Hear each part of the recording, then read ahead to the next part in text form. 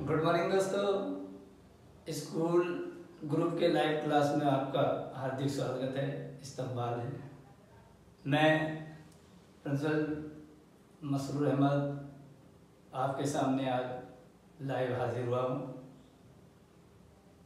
प्यारे बच्चों, साथियों और अभिभावकों, जैसा कि आप सभी हजरात देख रहे हैं, सुन रहे हैं, महसूस कर रहे हैं कि सारी दुनिया कोरोना जैसी महामारी बीमारी की चपेट में है, जिसके लिए सबसे बेहतर तरीका यही है कि हम सभी लोग सोशल डिस्टेंसिंग अपनाएं।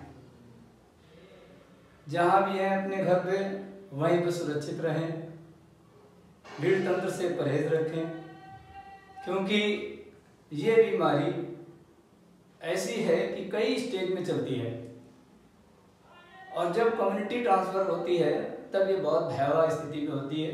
इस वक्त हालात कुछ इसी तरह के नजर आ रहे हैं। आज आपके विद्यालय से ऑनलाइन क्लासेस के इंतजाम किया गया है, जिसके तहत हाई स्कूल उर्दू के लिए मैंने आज लाइव क्लास बेहतर समझा और मैं आपके सामने हाजिर हूँ। दोस्तों, हाई स्कूल उर्दू में जो पेपर आता है वो 70 नंबर का होता है और ये पेपर 2 हिस्सों में तकसीम होता है, 2 पार्टों में डिवाइड होता है। एक हिस्सा अव्वल यानी पार्ट 1 और दूसरा हिस्सा दोम यानी पार्ट 2। पार्ट 1 जो है, हिस्सा अव्वल जो है, इसमें आपके कवायद यानी ग्रामर से रिलेटिव होता है, ग्रामर से ताल्लुक़ रखता है। और पार्ट 2 जो है ये आपकी दरसी किताब, उर्दू की नई किताब 10वीं जमात से ताल्लुक़ रखता है। हिस्सा अव्वल के अंतर्गत कलमा, मुहम्मल, कलमा की किस्में, सनाए, तशबीह और इस्तारा, असनाद अदब, सिनत, मुहावरात व ज़रबुल अमसाल, मज़ामी और गैर दरसी इबारत का खुलासा लिखने को होता है। ये पूरा हिस्सा 35 नंबर का होता है। ध्यान रहे कि कलमा, मुहम्मल, कलमा की किस्में, इसके बाद सनाए, तशबीह और इस्तारा, असनाफ अदब, सिनत, मुहावरात, ज़रबुल अमसाल, मज़ामी और गैर दरसी इबारत का खुलासा, ये 35 नंबर का। ये सभी ग्रामर से रिलेटिव होता है। और हिस्सा 2, ये हिस्सा दरसी किताब, उर्दू की नई किताब से लिया जाता है।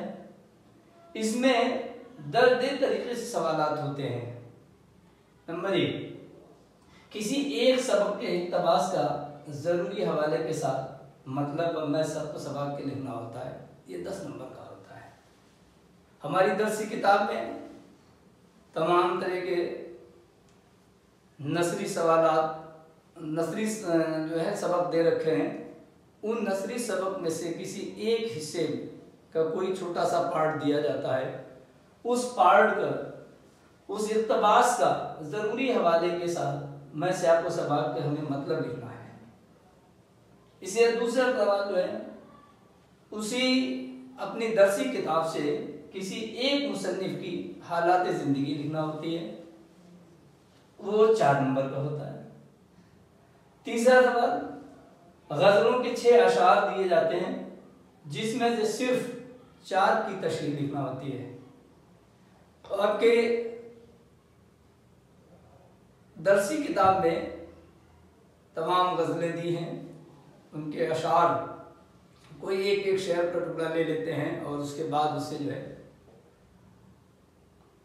6 अशार चुन करके पेपर पे रखे जाएंगे, जिनमें से आपको सिर्फ और सिर्फ 4 की तशरीह लिखना है। ये आपका 8 नंबर का है। अगला सवाल जो है वो हिस्सा नज़म में से किसी एक हिस्से की तशरीह ज़रूरी हवाले के साथ लिखना होती है, ये 4 नंबर की है। हाई स्कूल की दरसी किताब में तमाम नज़में हैं और उस नज़्म में से कोई हिस्सा एक पार्ट ले करके दो दी जाती हैं, दो पार्टों में से किसी एक पार्ट की ज़रूरी हवाले के साथ जो है तशरीह लिखना होती है। और पांचवा सवाल जो है इसी में कसीदा या मरसिया में से किसी एक की ज़रूरी हवाले के साथ तशरीह लिखना होती है। ध्यान रहे कि इसमें जो है दो हिस्से होते हैं, अलिफ बे करके दिया होता है, लेकिन किसी एक हिस्से की आपको जरूरी हवाले के साथ लिखना है, इसके लिए 5 नंबर होते हैं। और आखिरी सवाल होता है दरसी किताब के किसी एक शायर की हालात जिंदगी लिखना। ये आपका जो है 4 नंबर का है। जितने भी शायर शोरा हजरात दिए हैं उनमें से पेपर में आपके 4 दिए जाते हैं, कोई उन 4 में से जो आपको याद है अच्छी तरीके से, बेहतरीन तरीके से आपने रटा है, वो आप लिखेंगे। ऐसा ना हो कि गलती से आप जो है वो 4 में से उनको छोड़ के किसी और का लिख लें, तो ये आपका सवाल गलत हो जाएगा। अब आते हैं, आइए हम हिस्सा अव्वल की तरफ। हिस्सा अव्वल में सबसे पहले कलमा। कलमा क्या है? मानेदार लफ्ज को कलमा कहते हैं। तो ग्रामर हमेशा किसी जबान या भाषा या लैंग्वेज को जो है वो मजबूती प्रदान करती है, मजबूती देती है। इसलिए ग्रामर के हिसाब से ही हम लोग चलेंगे कि कलमा क्या है। तो कलमा जो है मानेदार लफ्ज जितने भी हैं उनको हम कलमा कहते हैं। जैसे कॉपी, किताब, कलम, कुर्सी वगैरह वगैरह। इसके बाद मोहम्मद। मोहम्मद बेमानेदार लफ्ज होते हैं, या वे लफ्ज जिनका कोई माने ना हो उन्हें मोहम्मद कहते हैं। मोहम्मद अमूमन इंसान की फितरत जब गुस्से की हालत में होता है या उत्तेजना की हालत में होता है तब मोहम्मद बोल जाता है। कलमा के साथ साथ मोहम्मद भी बोलता है। जैसे एक बच्चा पहले पैसे मांग रहा था तो माँ ने नहीं दिए, और उसके बाद वो गुस्सा हो गया तो माँ ने जल्दी से कुछ पैसे उसको निकाल के दिए।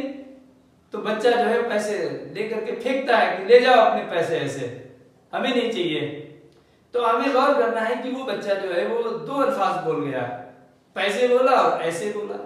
तो पैसे तो यहाँ हमारा जो है वो कलमा हुआ, और ऐसे जो उसने बोल दिया वो ये मोहम्मद हो गया।